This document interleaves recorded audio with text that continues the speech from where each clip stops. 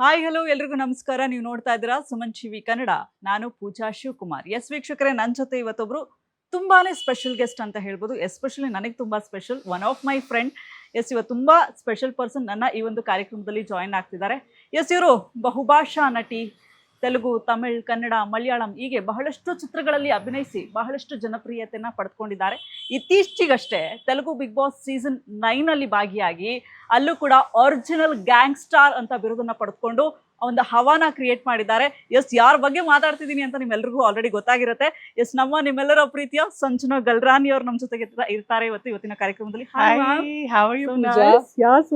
ನೀವು ಹೇಗಿದ್ರೆ? ತುಂಬಾ ಚೆನ್ನಾಗಿದೆ. So sweet. ಖುಷಿ ಆಗುತ್ತೆ ಮ್ಯಾಮ್, ನಿಮ್ಮ ಜರ್ನಿನ ನೋಡಿದಾಗ. ತೆಲುಗು ಬಿಗ್ ಬಾಸ್ ಸೀಸನ್ 9 ಅಲ್ಲಿ ಎಂಟ್ರಿ ಕೊಟ್ರಿ, ಫುಲ್ ಹವಾನ ಕ್ರಿಯೇಟ್ ಮಾಡಿದ್ರಿ. ಟಾಪ್ 5 ನಲ್ಲಿ ಹೋದೆ. ಟಾಪ್ 5 ನಲ್ಲಿ ಬಂದ್ರಿ. ಹೌದು, ಸಾಕಷ್ಟು ಫುಲ್ ಕರ್ನಾಟಕದಲ್ಲಿ ನಮಗದೊಂದು ಹೆಮ್ಮೆ. ನೋಡಿ, ಅಲ್ಲಿ ಹೋಗಿ ಫುಲ್ ಹವಾ ಕ್ರಿಯೇಟ್ ಮಾಡ್ತಿದ್ದಾರೆ ಅಂತ ಹೇಗನ್ನಿಸ್ತು? ಅಂಡ್ ಮೊದಲನೇದಾಗಿ ಕಂಗ್ರ್ಯಾಚುಲೇಷನ್ಸ್.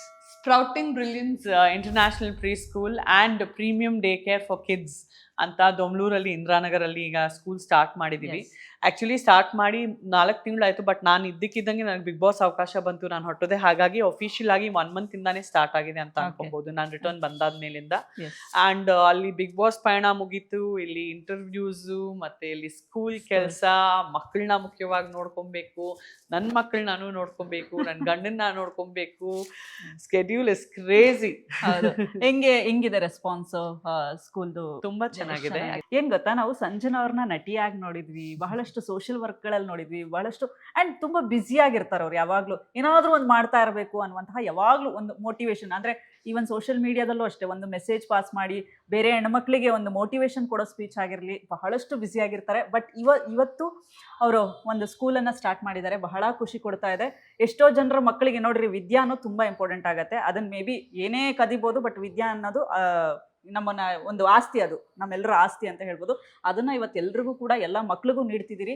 ಸಂಜನವರೇ, ಯಾಕೆ ಈ ಸ್ಕೂಲ್ನೇ ಸ್ಟಾರ್ಟ್ ಮಾಡಬೇಕು ಅನ್ನೋ ತಲೆಯಲ್ಲಿ ಬಂದಿದ್ಯಾ? ಯೋಗ ಅಕಾಡೆಮಿ ಕ್ಲೋಸ್ ಆದ್ಮೇಲೆ ತುಂಬಾ ಬೇಜಾರಿತ್ತು ನನಗೆ. ಕೋವಿಡ್ ಅಲ್ಲಿ ಕ್ಲೋಸ್ ಆಗೋಯ್ತು. ಮತ್ತೆ ಅದು ಬಾಡಿಗೆ ಬಿಲ್ಡಿಂಗ್ ಆಗಿತ್ತು. ಕೋವಿಡ್ ಅಲ್ಲೂ ಲಕ್ಷಾಂತರ ರೂಪಾಯಿ ಬಾಡಿಗೆ ಲಾಸ್ ಆಗ್ಬಿಟ್ಟು ಇಡೀ ಪ್ರಪಂಚಕ್ಕೆ ಅದೆಲ್ಲ ನಡೀತು.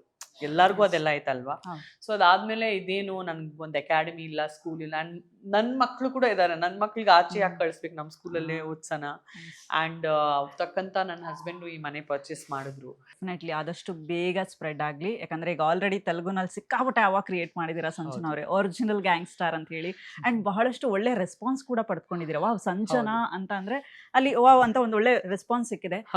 ಇದ್ರ ಬಗ್ಗೆ ನಿಮ್ಮ ಅಭಿಪ್ರಾಯ?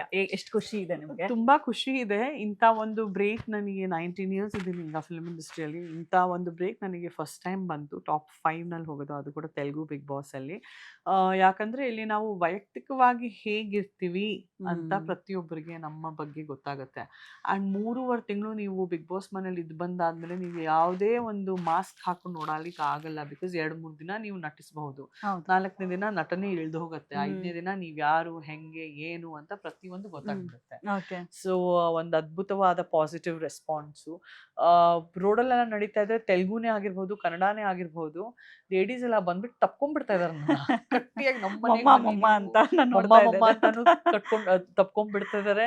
ಮತ್ತೆ ಅಯ್ಯೋ ನೀವ್ ಎಷ್ಟು ಮುದ್ದಾಗಿದ್ದೀರಾ ಅಂತ ಒಂದು ತಪ್ಕೊಂಡ್ಬಿಡ್ತಾ ಇದಾರೆ. ಎಷ್ಟು ಹೋಮ್ಲಿ ಆಗಿರ್ತೀರಾ, ಎಷ್ಟು ಸಿಂಪಲ್ ಆಗಿರ್ತೀರಾ, ನಿಮ್ಮ ನಡವಳಿಕೆ ಎಂತ ಎಷ್ಟು ಡೆಲಿಕೇಟ್ ಆಗಿರುತ್ತೆ ಅಂತ ಅಬ್ಸರ್ವ್ ಮಾಡಿದ್ದಾರೆ. ಸೊ ಅದೊಂದು ತುಂಬಾನೇ ಖುಷಿ ಕೊಡ್ತದೆ. ಬಿಕಾಸ್ ಪಾಸ್ಟ್ ಅಲ್ಲಿ ನಡೆದಿದ್ದ ಕೆಲವೊಂದು ಘಟನೆಗಳಿಂದ ನನಗೆ ಅಪಾರ್ಥ ಮಾಡ್ಕೊಂಡಿದ್ರು ಜನ.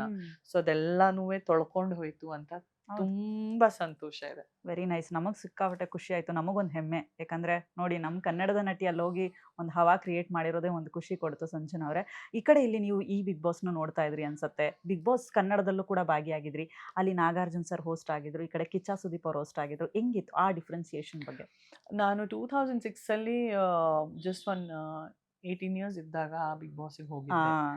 ಇವಾಗ ಹೋಗ್ಬೇಕು ಅಂತ ನನಗೆ ಅನಿಸ್ತು. ಬಿಕಾಸ್ ಈಗ ನಾವು ಸ್ವಲ್ಪ ಮೆಚೋರ್ಡ್ ಆಗಿದ್ದೀವಿ. ಅಲ್ಲಿ ನಾನು ನಿಂತ್ಕೊಳ್ಳೋ ಮುಂಚೆನೆ ನಾನು ಆಚೆ ಬಂದ್ಬಿಟ್ಟೆ. I was the first elimination.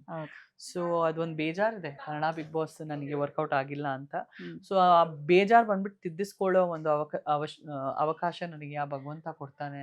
ನನ್ನ ಕನ್ನಡ ಬಿಗ್ ಬಾಸ್ ಅಲ್ಲೂ ಒಂದು ಅವಕಾಶ ಬರಬೇಕು ಅಂತ ನನಗೆ ಮನ್ಸಲ್ಲಿ ಒಂದು ಫೀಲಿಂಗ್ ಬಂತು. ಬಿಕಾಸ್ ನಾವು ಬೇರೆ ರಾಜ್ಯಕ್ಕೆ ಹೋದ್ರೆ ಅಷ್ಟು ಪ್ರೀತಿ, ಅಷ್ಟು ಲವ್ವು ನಮ್ಗೆ ಪ್ರೀತಿ. ನಮ್ಮ ರಾಜ್ಯಕ್ಕೆ ನಾವು ರಿಟರ್ನ್ ಬಂದ್ರೆ ನಮಗೆ ಆ ಒಂದು ಸೇಮ್ ಪ್ರೀತಿ ಜನರ ಕಣ್ಣಲ್ಲಿ ಕಾಣಿಸಿದ್ರೆ ತುಂಬಾ ಸಂತೋಷ ಆಗುತ್ತೆ ಅಂತ ಓಕೆ, ಅನ್ಸುತ್ತೆ. ಹೇಗಿತ್ತು ನಾಗಾರ್ಜುನ ಸರ್ ಜೊತೆ ಆ ಒಡನಾಟ? Is very cool, very nice person, okay. ತುಂಬಾ nice person, extremely hmm. Fun and fun loving and and most important part ಅವ್ರು ಏನಾದ್ರು ಕರೆಕ್ಷನ್ಸ್ ಹೇಳಿದ್ರು ಎದುರುಗಡೆ ಮನುಷ್ಯಕ್ಕೆ ತುಂಬಾನೇ ಚುಚ್ಚಿ ಹೇಳದೆ ಒಂದು ತುಂಬಾ ಸೂಕ್ಷ್ಮವಾಗಿ ಅವ್ರಿಗೆ ಹರ್ಟು ಆಗ್ಬಾರ್ದು, ಆ ಥರ ಬ್ಯಾಲೆನ್ಸ್ ಆಗಿ ಹೇಳಬೇಕು, ಆ ಥರ ತುಂಬಾ ಪ್ರಯತ್ನಿಸ್ತಾರೆ. ಅಲ್ಲಿ ಓದಂತಹ ಎಕ್ಸ್ಪೀರಿಯನ್ಸ್ ಹೆಂಗಿತ್ತು ಸಂಜನಾ ಅವರೇ? ಏನಾದ್ರು ಪ್ರಿಪ್ರೇಷನ್ ಮಾಡ್ಕೊಂಡಿದ್ರೆ? ಯಾಕಂದ್ರೆ ಆಲ್ರೆಡಿ ಬಿಗ್ ಬಾಸ್ 1 ಅಲ್ಲಿ ಸೂಪರ್ ಹಿಟ್ ಅದು. ಬಿಗ್ ಬಾಸ್ 1 ಈಗಲೂ ಯಾರೂ ಮರೆಯೋಕ್ಕಾಗಲ್ಲ. ನಾನು ಅಷ್ಟೇ ಅವಾಗೇನೋ ಕಾಲೇಜು ಸ್ಕೂಲ ಓದ್ತಾ ಇದ್ದೆ ಅನ್ಸುತ್ತೆ. ಆಗ ನೋಡಿದ್ ನನಗೆ ಈಗಲೂ ನೆನಪಿದೆ. ಬಟ್ ಹಿಂಗೆ ಅದೆಲ್ಲ ಏನಾದ್ರು ಕ್ಯಾರಿ ಫಾರ್ವರ್ಡ್ ಮಾಡಿದ್ರ? ಹಿಂಗೆ ಹಾಡಬೇಕು ಹಂಗೆ ಒಂದು ಎಕ್ಸ್ಪೀರಿಯನ್ಸ್ ಅಂತ ಇತ್ತಲ್ಲ, ಅದನ್ನೇನಾದ್ರು ಇಲ್ಲಿ ಕ್ಯಾರಿ ಫಾರ್ವರ್ಡ್ ಮಾಡಿದ್ರ? ನಾನು ಚೆನ್ನಾಗಿ ಮಜಾ ಮಾಡ್ಬೇಕು ಅಂತ ನಾನು ಇತ್ತು. ಅನ್ಕೊಂಡಿದ್ದೆ. ಮತ್ತೆ ಎರಡನೇದು ತುಂಬಾ ಜಗಳಗಳಲ್ಲಿ ನಾನು ಇನ್ವಾಲ್ವ್ ಆಗ್ಬಾರ್ದು ಅಂತ ನಾನು, ಅಲ್ಲಿ ಜಗಳ ನಡೀತಾ ಇದ್ರು ದೂರ ನಿಂತ್ಕೊಂಡು ನೋಡ್ಬೇಕು ಅಂತ ನಾನು ಡಿಸೈಡ್ ಮಾಡಿದ್ದೆ. ಇದು ಕಿರಿಕ್ ರಾಣಿ ಆ ಥರ ಹೆಸರು ಬೇಡ ನಮಗೆ, ನಾವು ಮನೆಯಲ್ಲಿ ನಾನು ಎಷ್ಟು ಕೂಲ್ ಆಗಿ ಸಿಂಪಲ್ ಆಗಿರ್ತೀನಿ ಆ ಥರನೇ ಇದು ಬರೋಣ ಅಂತ ಇದ್ದೆ. ಅಂಡ್ ಫಸ್ಟ್ ಡೇ ಇಂದಾನೆ ಯಾವುದೇ ನಟನೆ ಬೇಡ, ಚಿಲ್ ಆಗಿರ್ತೀನಿ ಅಂತ ನಾನಿದ್ದೆ. ಸೊ ಹಂಗೆ ನಾನಿದ್ದೆ. But at the same time maximum entertain ಮಾಡಬೇಕು, ಮ್ಯಾಕ್ಸಿಮಮ್ ಅಂದ್ರೆ ಮ್ಯಾಕ್ಸಿಮಮ್ ಎಂಟರ್ಟೈನ್ ಮಾಡಬೇಕು, ಅದು ನನ್ನ ಗೋಲ್ ಇತ್ತು. ಅಂಡ್ ಅದು ನಾನು ಎಲ್ಲೋ ಒಂದ್ ಕಡೆ ಅದ್ದೂರಿಯಾಗಿ ನಾನು ಅಚೀವ್ ಮಾಡಿದೆ. ಸೊ ನೈಸ್, ಅದು ಗೊತ್ತಾಗತ್ತೆ ಬಿಡಿ. ಇಲ್ಲಿ ಗಿಲ್ಲಿ ಅವ್ರ ಹವಾ ಕ್ರಿಯೇಟ್ ಆಗಿದ್ದಾಗಿರ್ಬೋದು, ಜೊತೆಗೆ ಅವ್ರಿಗೆ ಒಂದು ಸಿಕ್ಕಂತಹ ರೆಸ್ಪಾನ್ಸ್ ಆಗಿರ್ಬೋದು ಕನ್ನಡದಲ್ಲಿ, ಹೆಂಗೆ ಅನ್ನಿಸ್ತು ಸಂಚನಾ ನಿಮಗೆ? ಖುಷಿ ಆಯ್ತು. ಒಂದು ಪ್ಯಾಟೆ ಹುಡುಗನಿಗೆ ಇಷ್ಟು ಪ್ರೀತಿ ಸಿಕ್ತು, ಇಷ್ಟು ಐಡೆಂಟಿಟಿ ಸಿಕ್ತು, ಇಷ್ಟು ರೆಕಾಗ್ನಿಷನ್ ಸಿಕ್ತು ಅಂತ ತುಂಬಾನೇ ಖುಷಿ ಆಯ್ತು. ಅಂಡ್ ಅವ್ರ ಹಗಲ್ ಮೇಲೆ ಎತ್ಬಿಟ್ಟು ಶೋ ಒಂದು ಚಕ್ರವ್ಯೂಹದ ತರ ತಿರುಗಿ ಪ್ರತಿಯೊಂದು ಕರ್ನಾಟಕದ ಮನುಷ್ಯನ್ ಮನ್ಸಲ್ಲಿ ಇಷ್ಟು ಜಾಗ ಮಾಡ್ಕೊಂಡಿದ್ದು ತುಂಬಾನೇ ಸಂತೋಷ ಆಯ್ತು ನೋಡಿ. ಓಕೆ, ಅವ್ರು ಎಷ್ಟು ಡಿಸರ್ವಿಂಗ್ ಕಂಟೆಸ್ಟೆಂಟ್ ಅಂತ ಅನಿಸ್ತು ನಿಮಗೆ? ನಾನು ರೀಲ್ಸ್ ಅಲ್ಲೇ ನೋಡಿದೆ. ನಾನು ತೆಲುಗು ಬಿಗ್ ಬಾಸ್ ಹೌಸ್ ಒಳಗಿದ್ರಿ? ಹೌದು. ಅಂಡ್ ನಾನು ಬಂದಷ್ಟರಲ್ಲಿ ಒಂದು 20 days ಟೆಲಿಕಾಸ್ಟ್ ಇತ್ತು. ರೀಲ್ಸ್ ಅಲ್ಲೆಲ್ಲ ನೋಡಿದೆ. ಬಟ್ ಅಷ್ಟು ಅದ್ದೂರಿಯಾಗಿ ಹಿಟ್ ಆಯ್ತಲ್ಲ, ಅದಕ್ಕೆ ನಾವು ಚಪ್ಪಾಳೆ ಹೊಡಿಲೇಬೇಕು. ಹೌದು. ಈವನ್ ತೆಲುಗುನಲ್ಲೂ ಕೂಡ ಗಿಲ್ಲಿ ಅವರಿಗೆ ಫ್ಯಾನ್ಸ್ ಕ್ರೇಜ್ ಎಲ್ಲ ಇತ್ತು ಅಂತ ಒಂದಷ್ಟು ವಿಚಾರಗಳು ಹೊರಗಡೆ ಹರಿದಾಡ್ತಿತ್ತು. ಆ ತರದ್ ಏನಾದ್ರು ನಿಮ್ ಗಮನಕ್ಕೆ ಬಿದ್ದಿದ್ದ? ಒಳ್ಳೇದಲ್ವಾ, ಅಲ್ಲಿ ತೆಲುಗುನಲ್ಲಿ ಇರೋ ನಮ್ಗೆಲ್ಲ ಇಲ್ಲಿ ಫ್ಯಾನ್ ಬೇಸ್ ಇದ್ರೆ, ಇಲ್ಲಿರೋ ಗಿಲ್ಲಿವರೆಗೂ ಅಲ್ಲಿ ಫ್ಯಾನ್ ಬೇಸ್ ಇದ್ರೆ ತುಂಬಾ ಒಳ್ಳೇದು. ಓಕೆ, ಸೂಪರ್ ಸಂಜನಾ ಅವರೇ. ಇನ್ನು 2 ಮಕ್ಕಳು, ಹೇಗಿದೆ ಲೈಫು ಇವಾಗ? ಲೈಫ್ ತುಂಬಾ ಚೆನ್ನಾಗಿದೆ, ತುಂಬಾ ಹೆಕ್ಟಿಕ್ ಆಗಿದೆ. ನೀವಂತ ನಾನು ಈ ಇಂಟರ್ವ್ಯೂನ ಸ್ಕ್ವೀಸ್ ಇನ್ ಮಾಡಿದೆ. ಬೇರೆಯವ್ರು ತುಂಬಾ ಫೋನ್ ಮಾಡ್ತಿದ್ದಾರೆ, ನಾನು ಸ್ಕ್ವೀಸ್ ಇನ್ ಮಾಡ್ಲಿಕ್ಕೆ ಆಗಿಲ್ಲ. ಬಿಕಾಸ್ ಇಲ್ಲಿ ತುಂಬಾನೇ ವರ್ಕ್ ಇದೆ, ತುಂಬಾ ಕಮಿಟ್ಮೆಂಟ್ಸ್ ಇದೆ. So that is the thing. Okay, fine. ಎಲ್ಲ ಲೈಫ್ ಒಂದು ಸೆಟಲ್ ಆಗಿ ಒಂಥರ 2 ಮಕ್ಕಳು, ಒಂದು ತಾಯಿ, ಆ ಒಂದು ತಾಯಿಯಾಗಿ ಜವಾಬ್ದಾರಿಯಾಗಿ, ಕೆಲವ್ರನ್ನ ನಾನು ಕಮೆಂಟ್ ಮಾಡ್ತಾ ಇದ್ದಿದ್ದು ನೋಡಿದೆ, 2 ಮಕ್ಳು, ಅಯ್ಯೋ ಇನ್ನೊಂದು ಮಗು ಆಯ್ತು, ಮಗುನ ಬಿಟ್ಬಿಟ್ಟು ಹೋಗ್ಬಿಟ್ರಲ್ಲ ಸಂಜನಾ ಅವರು ಬಿಗ್ ಬಾಸ್ಗೆ, ಇದು ಬೇಕಿತ್ತಾ ಅನ್ನೋ ಒಂದು ಪ್ರಶ್ನೆ ಎಲ್ಲರಲ್ಲೂ ಇತ್ತು.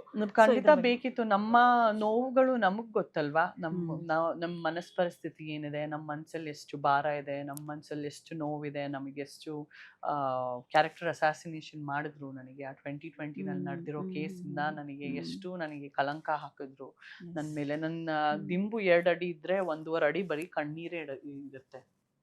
ವರ್ಷಾಂಗಟ್ಲೆ 3-4 years ನಾನು ಅಷ್ಟು ಹತ್ತಿ ಮಲಗಿದ್ದೀನಿ. ಆ ಅಳೋದು ಅವ್ರು ನೋಡಿರಲ್ಲ.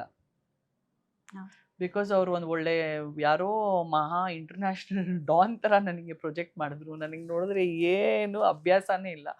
ಕೆಟ್ಟ ಅಭ್ಯಾಸಗಳಿದ್ರೆ ಮಕ್ಕಳಲ್ಲಿಂದ ಹಾಕ್ತಾರೆ. 105 days ಇಲ್ಲಿ ಬಿಗ್ ಬಾಸ್ ಹೌಸ್ ಅಲ್ಲಿ ಇವಾಗ ಸಾಕ್ಷಿಯಾಗಿ ನಿಮ್ಮೆಲ್ಲರ ಮುಂದೆ ಇದು ಬಂದಿದ್ದೀನಿ. ತೆಲುಗು ಬಿಗ್ ಬಾಸ್ ಅಲ್ಲಿ ಒಂದು ಎಣ್ಣೆ ಇರಲ್ಲ, ಒಂದು ಸಿಗರೇಟ್ ಇರಲ್ಲ, ಇದ್ರೂ ಕೂಡ ನಾವು ಸೇರಲ್ಲ, ಕ್ಯಾಮ್ರಾನಲ್ಲೆಲ್ಲ ಕಾಣಿಸುತ್ತೆ. ಚಾಲೆಂಜ್ ಮಾಡ್ತಿದ್ದೀನಿ, ನನ್ನ ಬಗ್ಗೆ ಯಾರ್ಯಾರು ಕೆಟ್ಟದಾಗ ಮಾತಾಡಿದಾರೋ ಅವ್ರನ್ನ ನಾನು ಪ್ರೀತಿಯಿಂದ ಚಾಲೆಂಜ್ ಮಾಡ್ತಾ ಇದ್ದೀನಿ. ನಿಮಗೆ ಏನ್ ಅಧಿಕಾರ ಇತ್ತು ನನ್ನ ಹೆಸರು ಹಾಳು ಮಾಡೋದಿಕ್ಕೆ? ಸೊ ಆ ನೋವು ಏನ್ ನಾನು ನನ್ನ ಪರಿವಾರ ತಡ್ಕೊಳ್ತು ಅದು ನಮಗೆ ಗೊತ್ತು. ಸೊ ಆ ಕೆಟ್ಟ ಹೆಸರಿಂದ ಆಚೆ ಬರ್ಲಿಕ್ಕೆ ನಾನು ಹೋಗಿದ್ದೆ ನನ್ನ ಮಕ್ಕಳಿಗೋಸ್ಕರ, ನಾನು ಹೋಗಿದ್ದೆ ನನ್ನ ಗಂಡನಿಗೋಸ್ಕರ. ಬಿಕಾಸ್ ನನ್ನ ಪ್ರಕಾರ ಒಂದು ಮನುಷ್ಯ ಬಂದ್ಬಿಟ್ಟು ಅಕೌಂಟ್ ಅಲ್ಲಿ ಬರೀ 1000 ರೂಪಾಯಿ ಇರ್ಲಿ, ಸಂತೋಷವಾಗಿರ್ತಾನೆ. ಅವ್ರ ಮರ್ಯಾದೆ ಕಿತ್ಕೊಂಡ್ಬಿಟ್ಟು ಅವ್ರ ಅಕೌಂಟ್ ಅಲ್ಲಿ 10 ಕೋಟಿನೂ ಇರ್ಲಿ, ಅವ್ರಿಗೆ ನೆಮ್ಮದಿ ಇರಲ್ಲ. ಸೊ ಆ ಮರ್ಯಾದೆ ಕಿತ್ತಿ ನಮಗೆ ನಮ್ಮ ಮೇಲೆ ಏನೇನಾಗಿದೆ ಅದು ನಮ್ಮ ಕತೆ, ನಮ್ಮ ನೋವು, ನಮ್ಮ ಮನಸ್ಸು ಪರಿಸ್ಥಿತಿ, ನಮ್ಮ ಪರಿವಾರಕ್ಕೆ ಆಗಿದ್ದ ಹಿಂಸೆ. ನಾನು ಒಂದು ಸಾವುಗೊಳಗಾಗಿಲ್ಲ ಅಷ್ಟೇ. ನಾನು ಯಾಕೆ ಭಗವಂತ ಬದುಕಿದ್ದೀನಿ ಅಂತಾನು ಸಾವು ಕೇಳ್ಕೊಂಡ್ಬಿಟ್ಟಿದ್ದೆ ನಾನು, ನನ್ನ ಗಂಡ, ನಾವೆಲ್ಲರೂ.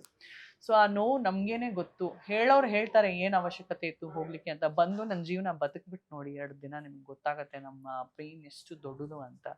ಸೊ ಆ ಪೇನಿಂದ ಹೊರಗೆ ಬರ್ಬೇಕಂದ್ರೆ ಈ ತರ ಜೀವನದ ಅವಕಾಶ ಪ್ರತಿ ವರ್ಷ ಸಿಗಲ್ಲ. ಎಷ್ಟು ಕಾಂಪಿಟಿಷನ್ ಇದೆ ಅದು ತೆಲುಗು ಇಂಡಸ್ಟ್ರಿ ಅಂದ್ರೆ. ಹೌದು. ಎಷ್ಟು ಜನ ಲಕ್ಷಾನ್ಗಟ್ಲೆ ಜನ ನಾವು ಹೋಗ್ಬೇಕು ಬಿಗ್ ಬಾಸ್ ಮನೆಯೊಳಗೆ ಅಂತ ಕಾಯ್ತಾ ಇರ್ತಾರೆ. ಸೊ ಅಂತ ಒಂದು ಅದ್ಭುತವಾದ ಅವಕಾಶ ಬಿಟ್ಕೊಂಡ್ಬಿಟ್ಟು ಇನ್ನ ಮನೆಯಲ್ಲಿ ಅಳ್ಕೊಂಡ್ಬಿಟ್ಟು ನನ್ನ ಜೊತೆ ಇದಾಯ್ತು ಅದಾಯ್ತು ಅಂತ ಸೋತೋಗಿರೋ ತರ ಬದುಕೋದಿಕ್ಕೆ ನನಗಂತೂ ಇಷ್ಟ ಇಲ್ಲ. ಸೊ ನಾನು ಹೋಗಿದ್ದೆ ನನ್ನ ಮಕ್ಳಿಗೋಸ್ಕರ, ನಾನು ಹೋಗಿದ್ದೆ ನನ್ನ ಗಂಡನಿಗೋಸ್ಕರ. ಅದು ನನಗೆ ಗೊತ್ತು, ನನ್ನ ಪರಿವಾರಕ್ಕೆ ಗೊತ್ತು, ನನಗೆ ನಂಬಿರೋರ್ಗೆ ಗೊತ್ತು, ನನ್ನ ಆತ್ಮೀಯರಿಗೆ ಗೊತ್ತು. ಅಂಡ್ ಈಗ ಗೆದ್ದು ಬಂದಾದ್ಮೇಲೆ ಪ್ರತಿಯೊಬ್ಬರಿಗೂ ಗೊತ್ತು. Very true. You are the biggest inspiring mother. And ನಾನು ಎಷ್ಟು ನೋವಲ್ಲಿದ್ದೆ ನನ್ನ ಮಕ್ಕಳಿಲ್ಲದೆ ನನಗೆ ಗೊತ್ತಿದೆ. ಪ್ರತಿದಿನ ರಾತ್ರಿ ನಾನು ಮಲಗಬೇಕಂದ್ರೆ ಅಲ್ಲಿ ಒಂದು ಬ್ಲ್ಯಾಂಕೆಟ್ ಹಾಕೊಂಡು ಬ್ಲ್ಯಾಂಕೆಟ್ ಒಳಗೆ ಅಳ್ಕೊಂಡು ಮಲ್ಕೊಂಡಿದ್ದೀನಿ ನಾನು. ಅಯ್ಯೋ, ಬಿಕಾಸ್ ನನ್ನ ಹಗಲ್ ಮೇಲೆ ನನ್ನ ಮಗ ಇಲ್ಲಿ ಮಲಗಿದ್ರೇನೆ ನನಗೆ ನಿದ್ದೆ. ಅವ್ನು ಇಲ್ಲಿ ಮಲಗ್ಬಿಟ್ಟು ನನ್ಗೆ 2 ಸಲ ಕಾಲು ಹೊಡೆದ್ರೆ ಮಮ್ಮಿ ಮಮ್ಮಿ ಅಂತ ಅವಾಗಲೇ ಅವನು ಸ್ವಲ್ಪ ಆವಾಜ್ ಹಾಕಿದ್ರೆ ನನಗೆ ಅವಾಗಲೇ ನನ್ನ ಮಗನಿಂದ ನನಗೆ ನಿದ್ದೆ ಬರೋದು. ಅವ್ನ ನನ್ನ ಹಗಲಲ್ಲಿ ನಾನು ಹುಡ್ಕೋದು 3 ತಿಂಗಳು ಇರೋದು ತುಂಬಾ ಕಷ್ಟ. ಅವ್ನ ಹೆಂಡತಿಯಾಗಿ ನಾವು ದೂರ ಇರಬಹುದು, ಒಂದು ಮಗಳಾಗಿ ದೂರ ಇರಬಹುದು, ಬಟ್ ಒಂದು ತಾಯಿಯಾಗಿ ಇದು ನೋಡಿ ನೀವು ಗೊತ್ತಾಗತ್ತೆ ಆ ನೋವು ಏನಂತ ಮಾತಾಡೋರಿಗೆ ನಾನು ಹೇಳ್ತೀನಿ. ಅಂಡ್ ತುಂಬಾ ಜನ ಅರ್ಥ ಮಾಡ್ಕೊಂಡ್ರು ಆಮೇಲೆ. ಸೊ ನನಗೆ ಹೇಟರ್ಸ್ ಮೇಲೆ ಫೋಕಸ್ ಮಾಡೋದ್ರಿಂದ ಹೆಚ್ಚಾಗಿ ನನ್ನ ಕಾನ್ಸೆಪ್ಟ್ ಏನಂದ್ರೆ ನಾವು ಲೈಫಲ್ಲಿ ಲವರ್ಸ್ನೇ ನಾವು ಫಾಲೋ ಮಾಡಬೇಕು, ಪಾಸಿಟಿವ್ ಆಗಿರೋರ್ನೇ ನಾವು ಫಾಲೋ ಮಾಡಬೇಕು ಅಂತ. ಸೊ ಅಂಡ್ ಅದು ಅಷ್ಟು ಚಿಕ್ಕ ಮಗುನ ಬಿಟ್ರೆ ಬಸ್ರಿ ಲೇಡಿ, ನನ್ನ ಬಾಡಿ ಇನ್ನ ರೆಡಿ ಆಗಿಲ್ಲ, ಬಟ್ ಸ್ಟಿಲ್ ಅಷ್ಟು ಚಾಲೆಂಜಸ್ ಬಾಡಿ ಸೂಕ್ಷ್ಮ ಇರುತ್ತೆ ಒಂದು ವರ್ಷ ಡೆಲಿವರಿ ಆದ್ಮೇಲೆ. ಅಂಡ್ ಎಷ್ಟು ಹೊಟ್ಟೆ ಹಶು ಆಗುತ್ತೆ. ಅಲ್ಲಿ ಲಿಮಿಟೆಡ್ ಊಟ ಕೊಡ್ತಾರೆ. ನಾನು ಬಾಳೆಹಣ್ಣುಗಳು ತಿಂದು ಮ್ಯಾನೇಜ್ ಮಾಡಿದೆ. ಮಧ್ಯದಲ್ಲಿ ಬಾಳೆಹಣ್ಣುಗಳು ಒಂದೊಂದು ಟೈಮಲ್ಲಿ ಆಗೋಗ್ತಾ ಇತ್ತು. ಅವಾಗ ಹೆಂಗೋ ತಡ್ಕೊಂಡ್ಬಿಟ್ಟು ನಾನು ಮ್ಯಾನೇಜ್ ಮಾಡಿದೆ, ಬಿಕಾಸ್ ಲಿಮಿಟೆಡ್ ಫುಡ್ ಇರುತ್ತೆ. ಸೊ ತುಂಬಾ ನೋವು ಅನುಭವಿಸಿದೆ ನಾನು ನನ್ನಲ್ಲೇ. ಸೊ ನನ್ನ ನೋವು ಬಗ್ಗೆ ನಿಮಗೆ ತಪ್ಪಾಗಿ ಮಾತಾಡೋ ಅಧಿಕಾರ ಇಲ್ಲ ಯಾರಿಗೂ ಅಂತ ನಾನು ನಿವೇದಿಸ್ತೇನೆ. But at the same time ನಾನು ಹೋಗಿದ್ದು ಅಚೀವ್ ಮಾಡ್ಕೊಂಡು ಬಂದೆ, ಎಲ್ಲ ಮನ್ಸುಗಳು ಗೆದ್ದೆ, ಅಷ್ಟು ಜನರ ಮನ್ಸುಗಳು ಗೆದ್ದೆ, ಲಕ್ಷಾಂತರ ಕೋಟ್ಯಾಂತರ ಜನರ ಮನ್ಸು ಗೆದ್ದೆ. ದೇವರು ತಿರ್ಗಾ ಆಶೀರ್ವಾದ ನನಗೆ ಮಾಡಿದ್ದಾರೆ. ಈಗಲೂ ಒಂದು ತುಂಬ ಒಳ್ಳೆ ಸೀರಿಯಲ್ ಬಂದಿದೆ. ಈಗ ಸೀರಿಯಲ್ ಶೂಟಿಂಗ್ ಬಂದರೆ ಇಬ್ಬರು ಮಕ್ಕಳನ್ನ ಎತ್ಕೊಂಡು ಹೊರಟೋಗ್ಬಿಡ್ಬೋದು ನಾನು, ಬಿಕಾಸ್ ನನಗೆ ಮಕ್ಕಳು ನೋಡೋರ್ನ ಇಟ್ಕೊಂಡಿದ್ದೀನಿ ನಾನು. ಸೊ ಇಬ್ರು ಲೇಡೀಸ್ ಮಕ್ಕಳು ನೋಡೋಕ್ಕೆ, ಇಬ್ರು ಮಕ್ಕಳು ನೋಡೋಕೆ ಇಟ್ಕೊಂಡಿದ್ದೀನಿ. ನಾನು ಕರ್ಕೊಂಡು ಹೊರಟೋಗ್ಬಿಡ್ಬೋದು. 4 ಜನ ನಾನು ಕರ್ಕೊಂಡು ಹೋಗ್ಬಿಡ್ಬೋದು. ಜೊತೆಗೆ ನನ್ನ ಮಮ್ಮಿನೂ ಟ್ರಾವೆಲ್ ಮಾಡ್ತಾರೆ, ನಾನು ಟ್ರಾವೆಲ್ ಮಾಡ್ತೀನಿ. ಸೊ ಮನೆಯಲ್ಲಿ ಮನೆ ತುಂಬಾ ಮನುಷ್ಯರು ಬಿಟ್ಟು ಹೋಗಿದೆ. 13 ಜನ ಬಿಟ್ಟು ಹೋಗಿದೆ ಇಬ್ಬರು ಮಕ್ಳಿಗೋಸ್ಕರ. ಒಬ್ರು ಇಲ್ಲ ಅಂದ್ರೆ ಮಯೂಷಲ್ನಾದ್ರೆ ಇನ್ನೊಬ್ರು, ನನ್ನ ಸಿಸ್ಟರ್ ಇನ್ ಲಾ, ಅವ್ರ ಮಗಳು. ಸೊ ಬಟ್ ನನ್ನ ಪರಿಸ್ಥಿತಿ ನಾನು ಎಷ್ಟು ಅನುಭವಿಸ್ತೇವೆ ಒಬ್ಳೆ ಎದ್ಬಿಟ್ಟು ಮಕ್ಕಳಿಲ್ದೆ ಅಂತ, ಅದು ಬರೀ ಒಂದು ತಾಯಿ ಆಗಿ ನನಗೂ ನನ್ನ ಮನ್ಸಿಗೆ ಮಾತ್ರ ಗೊತ್ತು. ಬ್ಲ್ಯಾಂಕೆಟ್ ಆಚೆ ಕೂತ್ಕೊಂಡು ಅಳಂಗೂ ಇಲ್ಲ. ಬೋಟ್ಗಳು ಬಿದ್ದೋಗತ್ತೆ. ಏನ್ ಅವಶ್ಯಕತೆ ಇತ್ತು ಇವಳಿಗೆ ಇಲ್ಲಿ ಬಂದ್ಬಿಟ್ಟು ಮಕ್ಕಳನ್ನ ಬಿಟ್ಬಿಟ್ಟು ಇಲ್ಲಿ ಬಂದ್ಬಿಟ್ಟು ಕೂತ್ಕೊಂಡು ಅಳೋದಿಕ್ಕೆ ಅಂತ ಹಂಗೂ ಪ್ರಶ್ನಿಸ್ತಿದ್ರು. ಸೊ ಓಟ್ಗಳು ಬಿದ್ದೋದ್ರೆ ಸೋತೋಗಿ ಆಚೆ ಬರ್ತಾ ಇದ್ವಿ. ಅಷ್ಟು ದೂರ ಹೋಗ್ಬಿಟ್ಟು ನಾವು ಸೋಲಕ್ಕೆ ಅಷ್ಟು ದೂರ ಹೋಗಿಲ್ಲ. ನಾನು ಹೋಗಿದ್ದೆ ನನ್ನ ಗುರಿ ಇಟ್ಕೊಂಡು, ನನ್ನ ಹೆಸರು ನಾನು ತುಂಬಾ ಚೆನ್ನಾಗಿ ಮಾಡ್ಕೊಂಡ್ ಬರ್ಬೇಕು ಅಂತ. ಸೊ ನಮ್ ಚಾಲೆಂಜಸ್ ನಮಗ್ ಗೊತ್ತಲ್ವಾ. ವೆರಿ ಟ್ರೂ, ಅದು ಗೊತ್ತು ಬಿಡಿ. ತಾಯಿ ಆದ್ಮೇಲೆ ಬಹಳಷ್ಟು ಕಲ್ತಿದ್ದಿದೆ ಅನ್ಸುತ್ತೆ. ಹೌದು, ತಾಯಿ ಆದ್ಮೇಲೆ ಕಲ್ತಿದೀವಿ. ಪ್ಲಸ್ ಒಂದು ಸಿಂಗಲ್ ಫ್ರೆಂಡು ನಾನು ಇಟ್ಕೊಂಡಿಲ್ಲ ಇಷ್ಟೆಲ್ಲ ಪ್ರಾಬ್ಲಮ್ ಆದ್ಮೇಲೆ ಲೈಫಲ್ಲಿ. ಬಿಕಾಸ್ ಜನ ತುಂಬಾ ಹ್ಯಾರಸ್ ಮಾಡ್ತಾರೆ. ಒಂದ್ ಸೆಲೆಬ್ರಿಟಿ ಆದ್ರೆ ನಾವು 0 ಫ್ರೆಂಡ್ಸ್ ಇಟ್ಕೊಂಡ್ರೆ ಬೆಸ್ಟ್ ಅಂತ ನನಗೆ ಒಂದು ಅನ್ಸುತ್ತೆ. ಇನ್ನು ಮದ್ವೆ ಆದ ವಿಚಾರದಲ್ಲೂ ಕೂಡ ಬಹಳಷ್ಟು ಜನ ಒಂದು ಜಾತಿ, ಈ ಜಾತಿಯವ್ರನ್ನ ಮದ್ವೆ ಆದ್ರು, ಆ ಜಾತಿಯವ್ರನ್ನ ಮದ್ವೆ, ಒಂದಷ್ಟು ವಿಚಾರಗಳು ಕೂಡ ಬಹಳ ಸುದ್ದಿ ಆಗತ್ತೆ. ಇದೆಲ್ಲ ನೋಡಿದಾಗ ಅಂಡ್ ನಾವು ಒಂದಷ್ಟು ವಿಡಿಯೋಸ್ ಅಲ್ಲಿ ನೋಡ್ತೀವಿ, ನಿಮ್ಮ ಹಸ್ಬೆಂಡ್ ಸಪೋರ್ಟಿವ್ ಆಗಿದ್ದಾಗ ಎಷ್ಟು ಸಪೋರ್ಟಿವ್ ಆಗಿದಾರಲ್ಲ ಅಂತ ಅನ್ಸುತ್ತೆ.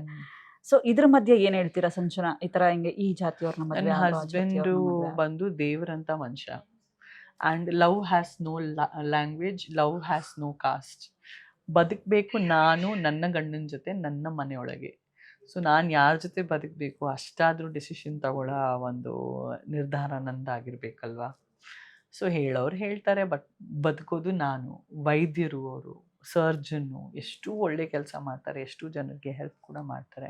ಪ್ಲಸ್ ಅವ್ರ ಸ್ವಂತ ಡ್ಯೂಟಿನೂ ಅದ್ದೂರಿಯಾಗಿ ಮಾಡ್ತಾರೆ. Manipal hospital, Bangalore, old airport ರೋಡಲ್ಲಿ ತುಂಬ ಒಳ್ಳೆ ಪೋಸ್ಟಲ್ಲಿ ಹಲವಾರು ಜನನ ವಾಸಿ ಮಾಡಿಬಿಟ್ಟು ಕಳಿಸ್ತಾರೆ. ಸೊ ಅಷ್ಟು ಸೂಕ್ಷ್ಮವಾಗಿ ಮಾತಾಡ್ತಾರೆ ನನ್ನ ಹಸ್ಬೆಂಡು. ಒಂದ್ಸರಾನು ಕಿರ್ಚಿನೂ ಮಾತಾಡಿಲ್ಲ ನನ್ನ ಜೊತೆ. 19 years ಇಂದ ನಾವು ಲವ್ ಅಲ್ಲಿ ಇದ್ದೀವಿ. 19 years in 2005 ಆಲ್ಮೋಸ್ಟ್ ನಾನು ಭೇಟಿ ಆದೆ ಅವ್ರಿಗೆ.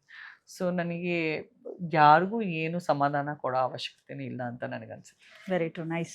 ಆ್ಯಂಡ್ ಜೈಲಲ್ಲಿ ಇದ್ದಂತಹ ಸಂದರ್ಭದಲ್ಲೂ ಕೂಡ ಬಹಳಷ್ಟು ಜನ ಹೇಳೋದು ಸೆಲೆಬ್ರಿಟಿಗೆ ಬೇರೆ ಥರ ಟ್ರೀಟ್ ಮಾಡ್ತಾರೆ ಅಂತ. ಆ್ಯಂಡ್ ಇನ್ನೊಂದು ನೀವೇ ಹೇಳ್ತೀರಿ, ಜೈಲಲ್ಲಿ ನಾನು ನರಕ ಅನುಭವಿಸಿದ್ದೀನಿ, ನಾನು ಅದನ್ನು ನನ್ನ ಪ್ರತಿ ಸೆಕೆಂಡು ನನಗೆ ಅದೊಂದು ನರಕ ಇರೋ ಥರ ಅಂತ.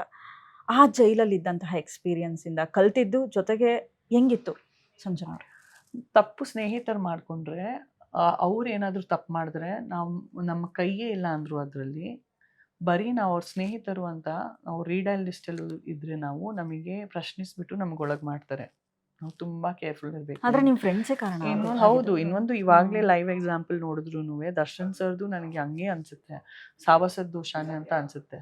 ದರ್ಶನ್ ಸರ್ ಒಂದು ಇರುವೆನೂ ಸಾಯಿಸೋ ಮನುಷ್ಯ ಇಲ್ಲ, ವೆರಿ ಕ್ಲಿಯರ್ಲಿ. ಸಿಮಿಲರ್ಲಿ ನಾವು ಒಂದು ಇರುವೆನೂ ಸಾಯಿಸಿಲ್ಲ, ಒಂದು ಇಳಿನೂ ಸಾಯಿಸಿಲ್ಲ ಜೀವನದಲ್ಲಿ. ಬಟ್ ಸಾವಸದ ದೋಷ, ತುಂಬಾ ಕೇರ್ಫುಲ್ ಇರ್ಬೇಕು ಬೇರೆಯವ್ರು ಏನ್ ಮಾಡ್ತಾರೆ. ಅಂಡ್ ಅವ್ರವ್ರ ಮನೇಲಿ ಏನೇನ್ ಮಾಡ್ತಿದಾರೆ ನಮಗೆ ಏನಮ್ಮ ಗೊತ್ತಿರುತ್ತೆ. ನಾವೇನಾದ್ರೂ ದೇವರ, ನಾವು ಸೆಲೆಬ್ರಿಟಿಯಾಗಿ ಎಷ್ಟು ಜನರಿಗೆ ಭೇಟಿ ಆಗಲ್ಲ. ಬಟ್ ನಾನು ಏನ್ ಕಲಿತೆ ಅಂದ್ರೆ, ಲೈಫಲ್ಲಿ ಮೊಬೈಲ್ ನಂಬರೇ ಕೊಡಬಾರ್ದು, ಫ್ರೆಂಡ್ಸೇ ಮಾಡ್ಕೊಬಾರ್ದು. ನಾವು ಸತ್ರೆ ನಮಗೆ 4 ಹಗಲ್ಗಳು ಬೇಕು ಮನೆಯಿಂದ ಎತ್ತಾಕೊಂಡು ಹೋಗೋದಿಕ್ಕೆ, ನಮಗೆ ನಮ್ಮ ಲಾಸ್ಟ್ ರೈಟ್ಸ್ ಮಾಡೋದಿಕ್ಕೆ. ನನಗೆ ಪರಿವಾರದಲ್ಲೇ 40ಇಂದ ಜಾಸ್ತಿ ಜನ ಇದ್ದಾರೆ. ಸೊ ಯಾರಾದ್ರೂ ಭೇಟಿ ಆದ್ರೆ ಹಾಯ್, ಹೆಲೋ, ಬಾಯ್, ದೂರದಿಂದಾನೆ. ಸ್ನೇಹಿತರು ಬೇಕಾಗಿಲ್ಲ. ಅವ್ರು ಯಾರ್ಯಾರು ಏನೇನು ಮಾಡ್ತಾರೋ ಅವ್ರ ಲೈಫಲ್ಲಿ, ಈ ನಡುವೆ ಏನು ಹೇಳೋಕ್ಕಾಗಲ್ಲ, ಏನು ಕೇಳೋಕ್ಕಾಗಲ್ಲ. ಆ್ಯಂಡ್ ಪ್ರಾಬ್ಲಮ್ ಆದರೆ ಯಾರೂ ಬರಲ್ಲ, ಬರೀ ಪರಿವಾರನೇ ಬರುತ್ತೆ. So just be very safe and happy with your family.